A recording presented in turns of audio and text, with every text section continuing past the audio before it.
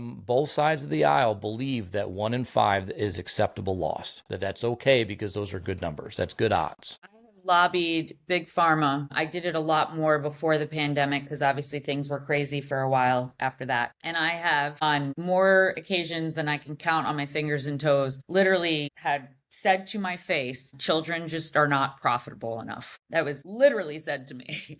And like the fact that that could actually come out of anybody's mouth is just mind boggling to me. But that was the explanation for why, the funding situation is so dismal and, why we're not moving faster on things because it's rare. And I'm like, you clearly are not on the front line of this in any way, shape, or form, or no one that has ever had child to cancer touch their lives in any way, shape, or form, because that is just a ridiculous statement in my mind. And I know that anyone, yourself included, knows that how ridiculous it is. I can't, I can't even understand. And there was another a bill that was going around, or I think it's in now and that was passed and everything, and it had to do with the voucher system to give vouchers to pharmaceutical companies to essentially incentivize them to create or to get the drugs FDA approved or to test them. And it was like, okay, wonderful. These drugs are going to get approved. But at the same time, we have to incentivize them to save children. Like it's again, like I said, I'm like an outlier because I refuse to look back and say, well, this is all good.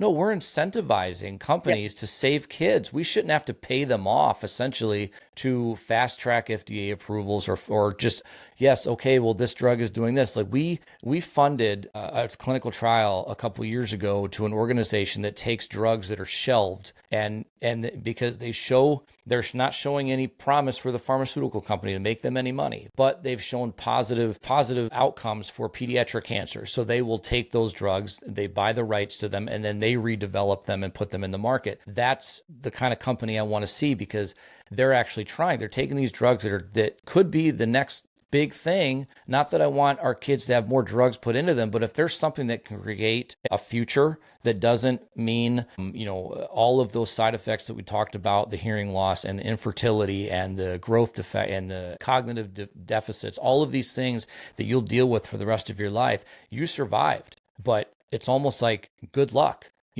All of these things are going to come back and haunt you or may come back and haunt you. If you're lucky, maybe none of them do. But, I recall a story from years ago that I read where a girl had gone through all of her treatments, everything. She was done. She was completed. She rang the bell, all of that, went into the doctor's office thinking, okay, this is going to be the final meeting. They handed her a binder with a list of 12 different cancers that she may get just from the treatment she received. Yeah. It's not, like, this is not the stuff of folklore. This is actually what happens. Yeah. I don't understand it at all. I mean, you're as a parent, you're going through this with your child, for both boys and girls. Fertility is one thing that almost gets wrecked with chemo. And they say you can freeze the eggs, you can freeze this, all that kind of stuff. They gave us that option. Our daughter didn't want it, and we didn't want to put her through anything. And but you're faced with it. How do you decide that, okay, your 5, 6, 7, 8-year-old child, let's freeze her eggs. Because, what are we? Crazy decisions that need to be made. It is, and people. So I have unfortunately had, many friends, adults who have dealt with cancer. And the one thing everybody always says to me all the time is they're like, we don't know how you do this every day. And I'm like, look, don't act like this ever gets normalized, because if it does, you're a sociopath and you have no soul. There is no normalizing this. But, what I say to everyone, because, one of my dear friends had said to me one time, he was undergoing very intense chemo for lung cancer. He's like, I can't deal with this. He's like, how do those kids deal with it? And I'm like, well, you'd be surprised because they're little warriors, but that only goes so far. I'm like, what you have to understand is all these chronic outcomes that come into play in the survivors. There's a reason that there are pediatricians and then regular GPs, because the pediatric body is not as developed and is not ready for what adults are going through. So that's another thing that kind of falls out of place, because we're treating children with adult meds, and so they're wreaking havoc on adult bodies. So what do you think they're going to do to kids? Yeah, I think that, and I think that's another one there. The misunderstanding is that you're being treated with the exact same drugs that the 45 or 50-year-old down the hallway is getting treated with. And it's not that they're being watered down. It's that they're being given at a longer period of time over. So, you're getting a drug infused for 12 hours versus whatever, an adult is getting. It's the same drug. It's the same combination, the same molecular makeup. It's the same thing. And yes, it's approved for kids, but it doesn't mean that it's going to make it makes it harder. And these kids are superior in the way that they handle it. And I put it because I've seen it, and yes, they do it with a smile, but there's also 95% off the screen that you don't see on social Yes, media, where exactly. they're scared and they're crying and they're in pain. And to see my daughter get accessed for the first time, I thought I was going to pass out. And not because I'm afraid of needles, but because of how bad I saw her hurt and that I It's couldn't do horrific. anything. They put her to You sleep sitting get up. used to seeing them ever. No, I will tell you right now, it is horrific. And people, and that happens all, I mean, it's a constant thing for these kids. And people, you don't see that on the commercials, that's for sure. no. And that's the thing. We have a group of friends that we decided one year, and we haven't done it. One of these days we'll do it. It'll get flagged by all social media, but we were going to do a reality, like a complete opposite to that commercial, to show the real side of the way this is. I've got pictures on my phone that I promise you will put the strongest person on this planet on their knees, because it's the reality of seeing what happens to these children on a daily basis, how they handle it. But they're not supposed to handle it. They're not supposed to be dealing with this. They're supposed to be growing up, making stupid decisions, hanging out with their friends, going to school. They're not supposed to be understanding how to spell the name of chemo I drugs. mean, yeah, You yep. know what I mean? Before their ABCs. I And sure that's do. I and mean, that's just I remember, my sister, I mean, and that goes for the siblings too. My friends were out on the playground and I'm asking my mom, well, what's her platelet count today? What are we looking at? And my friends are reading the Berenstain Bears, like, and my sister too, like, when do I need another bone marrow aspirate? And what does it look like? Like, you're 3 years old. Like, you shouldn't know about this. yep.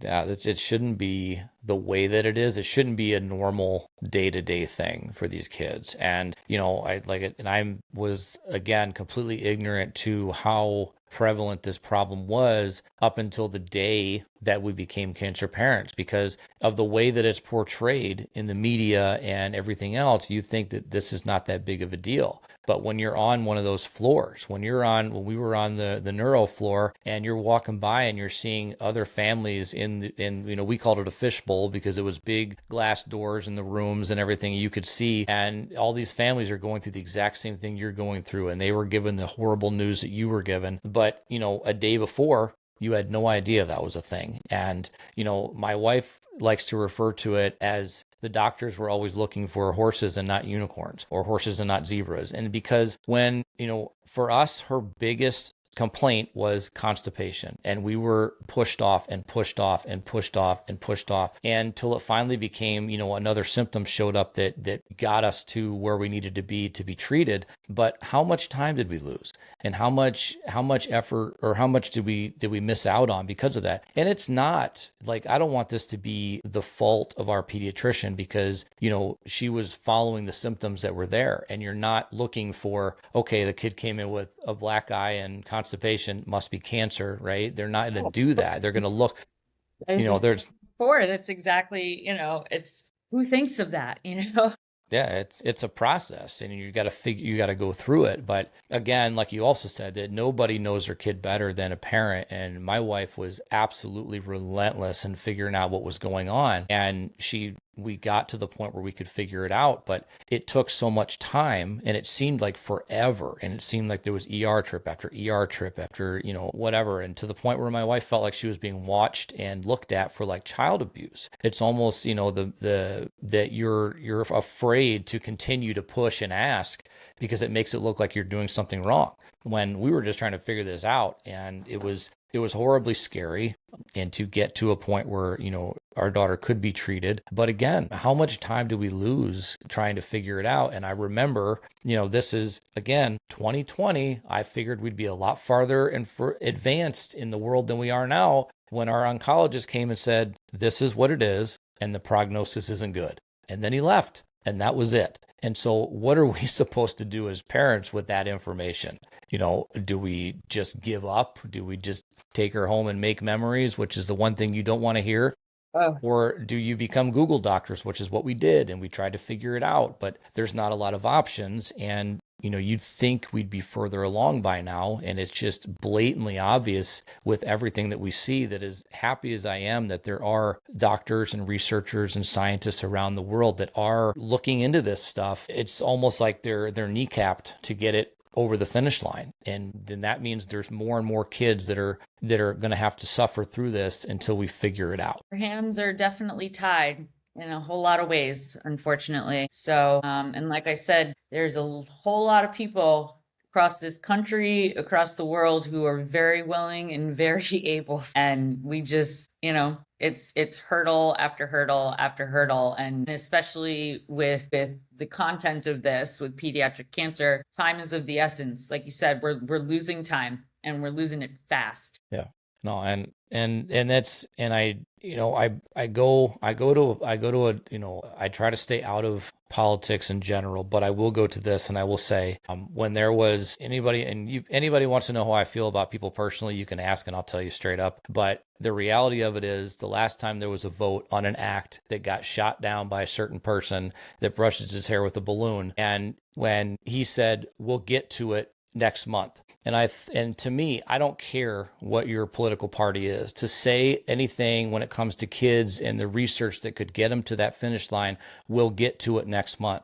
How many of us have dealt with not having next month? We don't have the time for you to worry about this, that, and the other thing. We are just wanting to see something positive happen.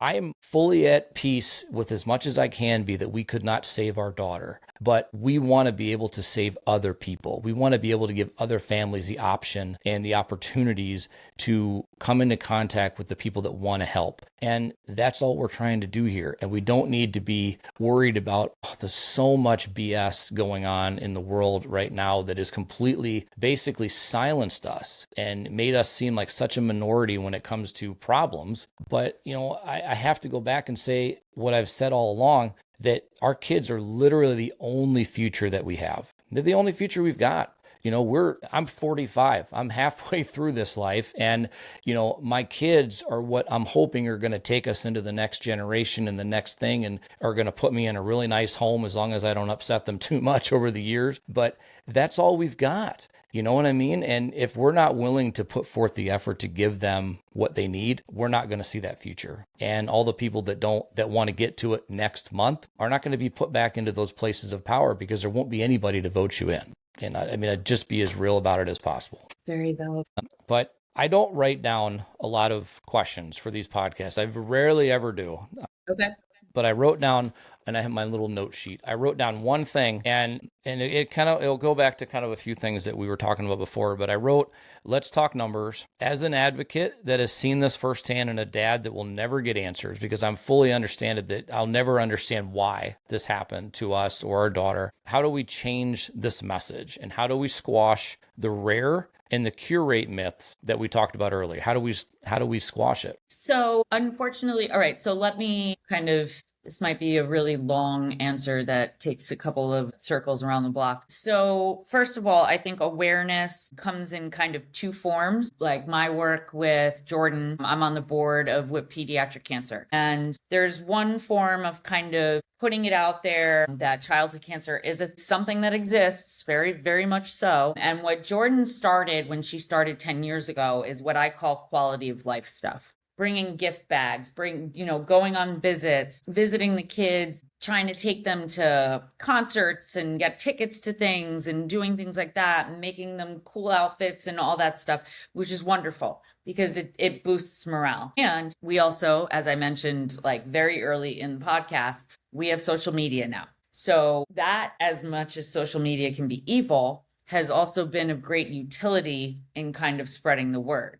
But you're still going to have people who turn a blind eye, right? So there's quality of life. Like I do for the last 15 years, I've done 2 annual benefits for MSK, for my MSK kids. And again, there's one in September, there's one in December. One funds all of their Halloween stuff because the kids can't go anywhere for Halloween. So, and we do a big party for them. And then December is for their holiday gifts. I've been doing that for 15 years. Everyone in my town has shirts. Everybody knows, like everybody, I've transformed everyone into a little childhood cancer advocate. So again, that's quality of life. And then on the other end of things, you have the fundraising. So I've run with Fred's team, which is our marathon team at MSK for the last 12 years. I run the New York City Marathon every year. So that's fundraising. And when Jordan and I got together, we've gotten close, like I said, in the last 2 years or so, she wanted to not make a pivot, but kind of start also to focus on research, because talking to me, she realized,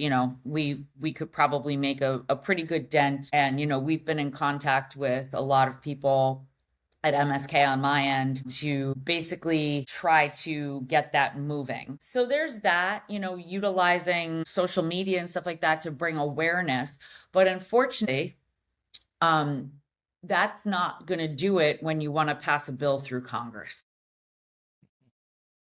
So somebody on the street that knows nothing about cancer or about childhood cancer, or even knows that children can get cancer, that's one thing. But where is that actually going to bring us? So I honestly don't know what the answer to that question is. And again, we talked about this where it's like, until it knocks on your door, okay, I can watch a commercial on TV and maybe tear up a little, for the common person. Oh God, that looks awful. Yeah, you have no idea. It's brutal. So I don't know where it's going. And I think that it's also on the medical community, to be honest with you, to be bigger and louder. Researchers, it depends. I mean, a lot of the researchers that I work with, because I'm clinical and research. So the researchers I work with sometimes just happen to be interested in cancer and happen to get into, let's say, neuroblastoma or leukemia or something like that.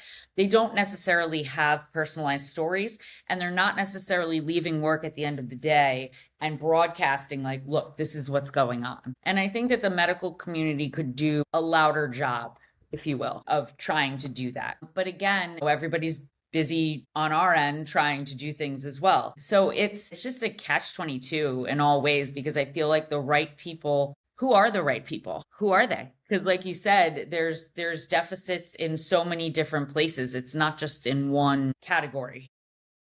So, and you would wish that it had evolved by now, and it has a little bit, I would think, I hope. Again, I think like having support systems for these kids with, again, I'm going back to the internet and social media and GoFundMe's and stuff like that.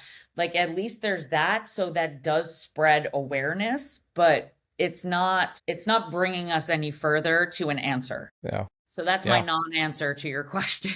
No, that's okay. Yeah, they think that's like I think I've said it a couple times too. That's where we're handicapped, is just that we have to get past what we've been told is the reality. The reality is that it's under control. The reality that the cure rate is 80+%.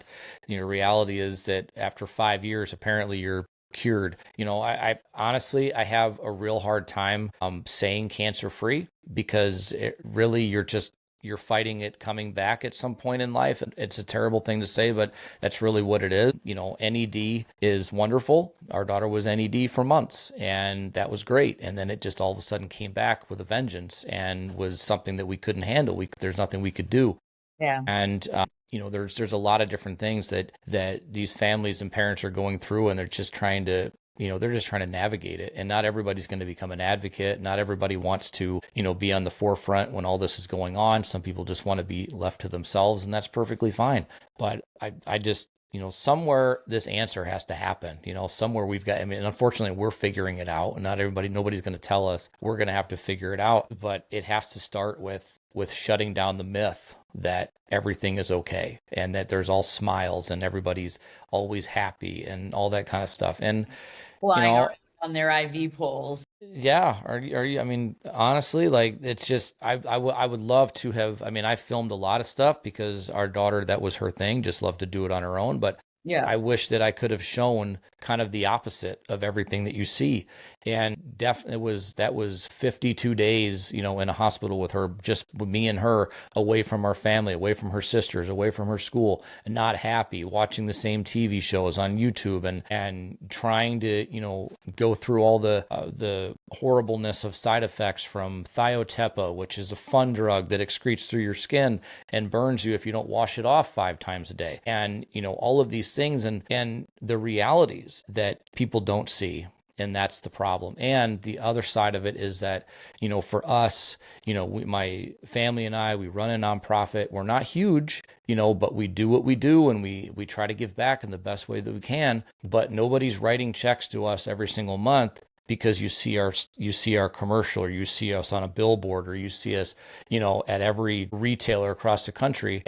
But the problem is how much of that is or those checks being written in the blind, meaning that you're just writing it because the envelope came to your door, but not understanding why you're doing it. Like, I Right. want support from people that understand why you're supporting. Just like in Congress, I would rather you not sign on to a bill if you don't understand why you're signing it. Don't put your name on a pediatric cancer bill for funding for anything if you're just doing it because it looks good. I want you to be able to tell me why you put your name on it. And that's, it's because if you don't care enough to understand it, then what does your support really mean? And that hinders us as well. And that's, it seems like we're always 2 steps forward and 1 step back, and we just kind of keep, hopping back and forth, and just taking a lot to get us in the direction we need to be. But like I said before, this is by far the strongest community I've ever been a part of in my life. The strongest community you don't want to be a part of. And we don't give up, and we don't quit. And our kids didn't. And they gave us a lot of motivation. And we're just going to keep moving until we figure it out.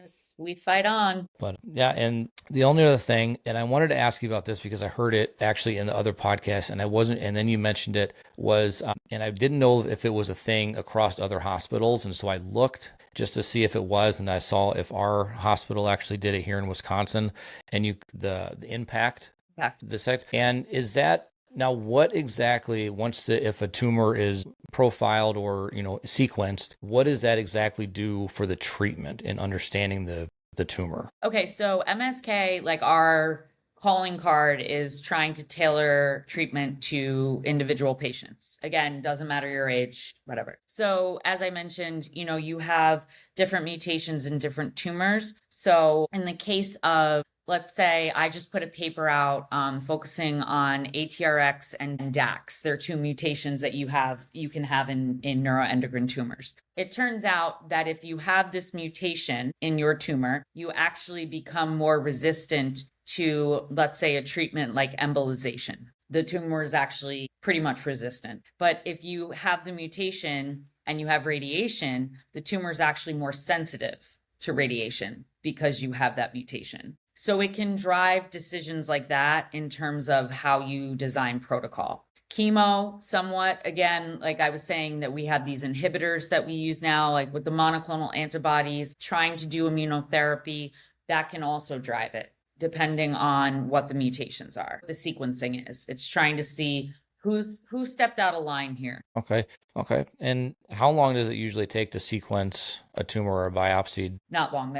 That's usually, I mean, we have entire departments that handle that. So when the biopsy's taken, that usually goes right in. So it would be, I mean, anywhere from, I don't know how other institutions operate, but I mean, probably a week or 2. I mean, which still sounds like a really long time, but you have to think of the volume that's coming in, unfortunately. So, Right. Yeah. Yeah, definitely. I mean, for us, it seems like a lifetime, but at the same yeah, time, if absolutely. it can drive better understanding and how to treat it, then, Yeah. that makes a lot of sense. So So yeah, like I said, I had heard it, and then I looked, and I want to say that our hospital here, Children's Wisconsin, which is where JC was treated, I think they have their own type of thing like that where they can do it. I didn't write it down what it's called, but I'm pretty sure they do. But it's interesting because honestly, when you're going in as a parent or you're going in as a sibling, whatever, and they're like, okay, here's what it is. This is what we're going to do. And, the questions are always kind of how the heck did you get there? Or how did you decide this was the best thing? And Yeah. I still think there's a dartboard somewhere. I still think that's part of it, but but it's good to know, honestly. And that type of, sequencing, that type of understanding, that I think can only get better and faster and more in tune with what's going on. Yeah, genomics is definitely, I mean, it has been, but the development of kind of optimizing the genomics aspect of treatment has been very important. And I think that's going to continue to be key in how we kind of fashion protocols and things like that.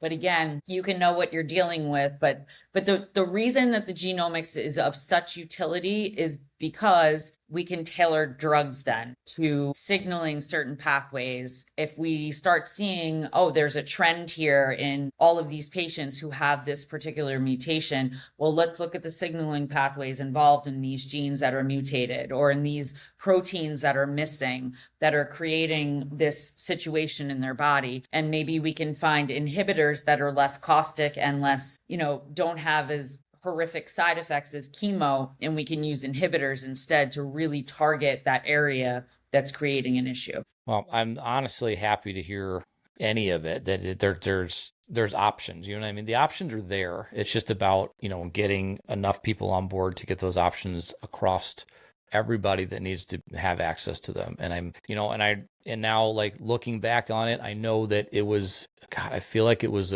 maybe a week or so after we were home that they had done it, and they figured out that our daughter did not have the mutations that would have caused or made her more susceptible, which is a TP53 gene mutation and Li-Fermini, which she did not have. So again, she was a unicorn both in life and in her fight. This should not have happened, but that gave us a path of whatever treatment they were going to try and put us on that. So it's not perfect, and none of it is perfect, but it's definitely something that you learn from, and I'm glad to see that we're learning from it. It's, the as far as I'm concerned, like I mentioned before, that I had the opportunity to tour a lab, I know the minds are brighter and smarter, and it literally just takes that one person. It takes the one person doing all of this and seeing it every day to stumble across the one discovery that is going to just make a huge impact on this world. And I'm there to see it when it's done. I hope that I'm a part of it, just because I want to know that everything that we've done and everything we've pushed for, and we don't have to fund it to know that our push to make it happen means that we're doing our daughter right. We're securing her legacy by continuing to tell her story and show people how important it is that we never stop doing this. I'm here for it and part of it too. I can tell you that much. I'm trying every day. And that is all we can hope for. And I'm honestly this podcast has given me the opportunity to meet so many really cool people, and to see the people that are on the inside doing the work, to see the people that have no connection to it but have decided to make it part of their life's mission. It's all aspects, and I love it because I've met the strongest, and I've met the smartest, and I've met the most driven, and that's been incredible. So I appreciate what you're doing. I appreciate what you've turned, the life path you chose, even though that's what you were going to do anyway, right? You were going to be a doctor no matter what. But I don't know that this was the field. But it helped, like it didn't dictate the path, but it helped put you in a direction that got you to where you are. And life experiences are so important nowadays, and they make so much difference when it comes to it, because your ability to give back to the community or to patients or to the research is because of what you've seen, what you've felt. And I just honestly think that means that you can make it more impactful. And so I'm happy. I'm honored that we're speaking today, and I'm happy with what the work is that you're doing. I'm hoping that it continues to grow. And when you make that next big discovery, just let them know you were on this podcast, so that, I will be running to a lot of people. You will be one of the first to know. I love it. I I love it. appreciate you having me today. Thank you for Yeah, the invite. This is nice. it has been phenomenal. And again, I thank you for everything that you're doing. And I look forward to seeing what you do next and what you're able to kind of continue to push onto this community. And again, we're growing as a community, which and not good, but good at the same time because we're coming together and we're stronger with one voice. So thank you again. And I look forward to seeing everything that you're able to do. Great. Thank you so much. Yeah, we'll see everybody else next week.